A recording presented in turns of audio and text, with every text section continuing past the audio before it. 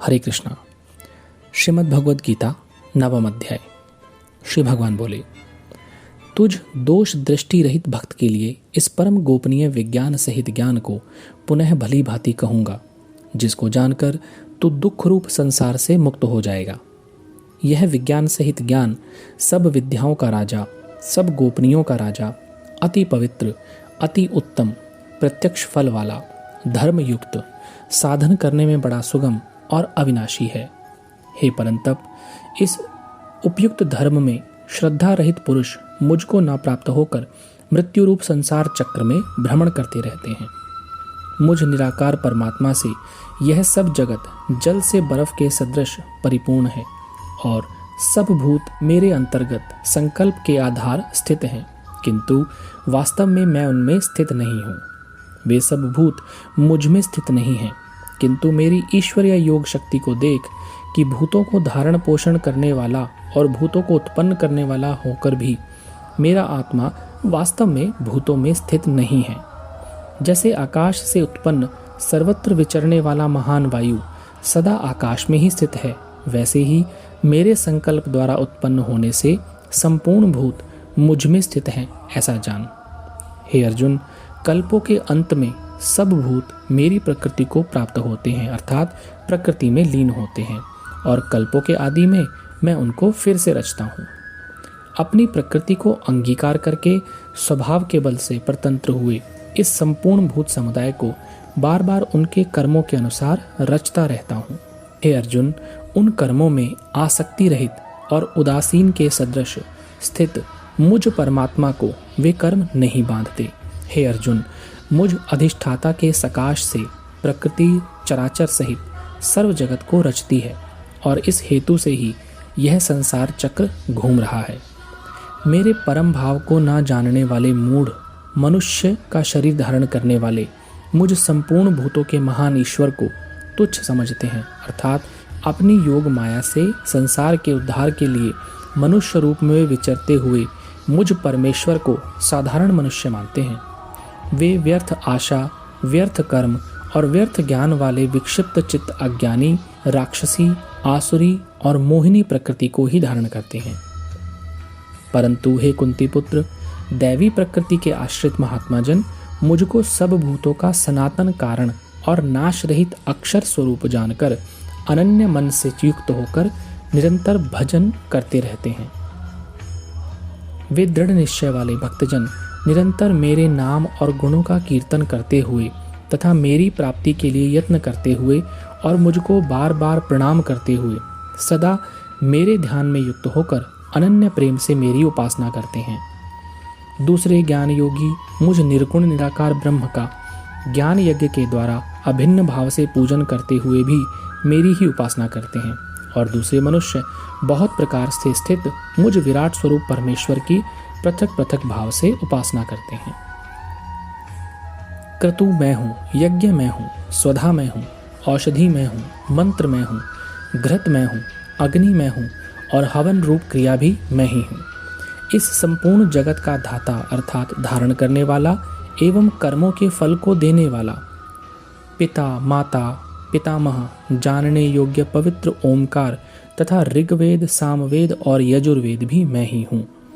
प्राप्त होने योग्य परम धाम, भरण पोषण करने वाला, सबका स्वामी, शुभाशुभ का देखने वाला, सबका वास स्थान, शरण लेने योग्य, प्रत्युपकार न चाहकर हित करने वाला, सबकी उत्पत्ति प्रलय का हेतु, स्थिति का आधार, निधान और अविनाशी कारण भी मैं ही हूँ। मैं ही सूर्य रूप से तपता हूँ, वर्षा का आकर्षण करता हूँ और उसे बरसाता हूँ। हे अर्जुन, मैं ही अमृत और मृत्यु हूँ और सत असत भी मैं ही हूँ। तीनों वेदों में विधान किए हुए सकाम कर्मों को करने वाले, सोमरस को पीने वाले, पाप रहित पुरुष मुझको यज्ञों के द्वारा पूजकर स्वर्ग की प्राप्ति चाहते हैं। वे पुरुष अपने पुण्यों के फलस्वरूप स्वर्गलोक को प्राप्त होकर दिव्य स्वर्ग में दिव्य देवताओं के भोगों को भोगते हैं। वे उस विशाल स्वर्गलोक को भोगकर पुण्य क्षीण होने पर मृत्युलोक को प्राप्त होते हैं। इस प्रकार स्वर्ग के साधन रूप तीनों वेदों में कहे हुए सकाम कर्म का आश्रय लेने वाले और भोगों की कामना वाले पुरुष बार बार आवागमन को प्राप्त होते हैं, अर्थात पुण्य के प्रभाव से स्वर्ग में जाते हैं और पुण्य क्षीण होने पर मृत्युलोक में वापस आ जाते हैं। जो अनन्य प्रेमी भक्तजन मुझ परमेश्वर को निरंतर चिंतन करते हुए निष्काम भाव से भजते हैं, उन नित्य निरंतर मेरा चिंतन करने वाले पुरुषों का योगक्षेम मैं स्वयं वहन कर देता हूँ। हे अर्जुन, यद्यपि श्रद्धा से युक्त जो सकाम भक्त दूसरे देवताओं को पूजते हैं वे भी मुझको ही पूजते हैं, किंतु उनका वह पूजन अविधि पूर्वक अर्थात अज्ञान पूर्वक है। संपूर्ण यज्ञों का भोक्ता और स्वामी भी मैं ही हूँ, परंतु वे मुझ परमेश्वर को तत्व से नहीं जानते, इसी से गिरते हैं अर्थात पुनर्जन्म को प्राप्त होते हैं। देवताओं को पूजने वाले देवताओं को प्राप्त होते हैं, पितरों को पूजने वाले पितरों को प्राप्त होते हैं, भूतों को पूजने वाले भूतों को प्राप्त होते हैं, और मेरा पूजन करने वाला भक्त मुझको ही प्राप्त होता है। इसलिए मेरे भक्तों का पुनर्जन्म नहीं होता। जो कोई भक्त मेरे लिए प्रेम से पत्र, पुष्प, फल, जल आदि अर्पण करता है, उस शुद्ध बुद्धि निष्काम प्रेमी भक्त का प्रेम पूर्वक अर्पण किया हुआ वह पत्र पुष्प आदि मैं सगुण रूप से प्रकट होकर प्रीति सहित खाता हूँ। हे अर्जुन, तू जो कर्म करता है, जो खाता है, जो हवन करता है, जो दान देता है और जो तप करता है, वह सब मेरे अर्पण कर। इस प्रकार ऐसे समस्त कर्म मुझ भगवान के अर्पण होते हैं। ऐसे संन्यास योग से युक्त चित्त वाला तू शुभाशुभ फल रूप कर्म बंधन से मुक्त हो जाएगा और उनसे मुक्त होकर मुझको ही प्राप्त होगा। मैं सब भूतों में समभाव से व्याप्त हूँ, न कोई मेरा प्रिय है और न कोई मेरा अप्रिय, किंतु जो भक्त मुझको प्रेम से भजते हैं वे मुझ में हैं और मैं भी उनमें प्रत्यक्ष प्रकट हूँ। यदि कोई अतिशय दुराचारी भी अनन्य भाव से मेरा भक्त होकर मुझको भजता है तो वह साधु ही मानने योग्य है, क्योंकि वह यथार्थ निश्चय वाला है, अर्थात उसने भली भांति निश्चय कर लिया है कि परमेश्वर के भजन के समान अन्य कुछ भी नहीं है। वह शीघ्र ही धर्मात्मा हो जाता है और सदा रहने वाली परम शांति को प्राप्त होता है। हे अर्जुन, तू निश्चय पूर्वक सत्य जान कि मेरे भक्त का कभी नाश नहीं होता।